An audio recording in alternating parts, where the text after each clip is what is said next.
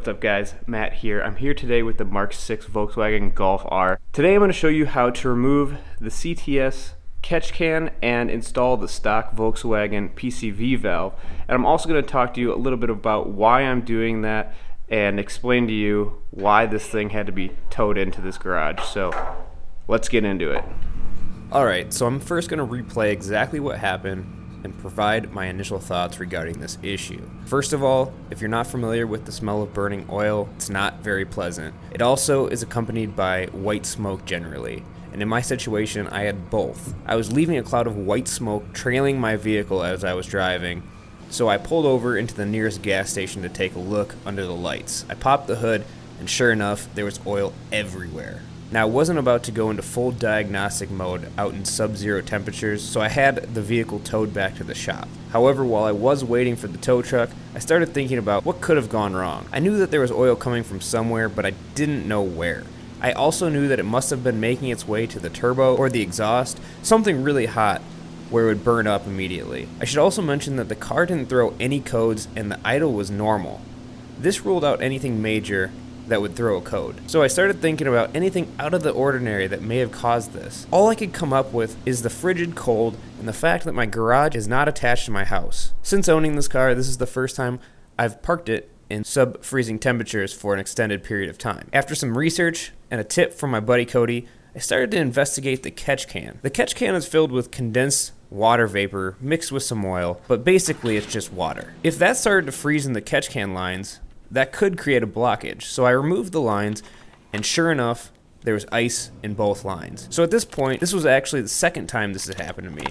The first time, I had a significant amount of water in the catch can, so I did drain that, and I thought I fixed the problem. But with the temperatures so cold, the vapor must have been freezing to the walls of the hose, regardless of the level of liquid in the can. So I decided to put the stock PCV valve back on the car until summer. So the way that this catch can PCV valve delete works is that your moisture that you're normally recirculating with the PCV valve comes down through here, gets deposited in the catch can, and then this is the return line that goes into the system. What I'm assuming happened is that this end of the system froze with the moisture that was inside the hoses, and that created a blockage in this system. That spiked the pressure up here and shot oil from this mating surface between the CTS breather plate and this gasket, which then shot straight up.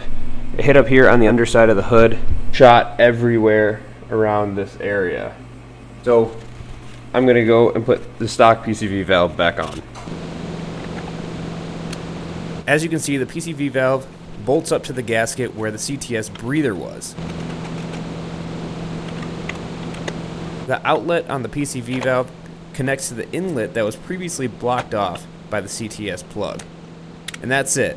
I just had to clean up all the oil from the engine under the engine, and I had to clean up the ECS tuning skid plate, which collected most of the oil. Now, I have been driving this vehicle for the last couple weeks with that stock PCV valve, and I have not encountered any issues, even with sub-freezing and sub-zero temperatures. It did take a couple days to burn off all the residual oil on the engine, so you could still smell it, but there wasn't any smoke like that first time when oil was pouring down onto the exhaust. So if you live in a climate where you've got freezing temperatures for extended periods of time and you're running a catch can, and it doesn't matter what brand catch can, as long as you're redirecting water vapor away from the engine and dropping the temperature from the engine temp down to some external temperature, I would highly suggest that you take a look at that catch can and make sure those lines are not freezing. I would also suggest considering removing the whole catch can assembly for the winter months and then putting that catch can back on during the summer.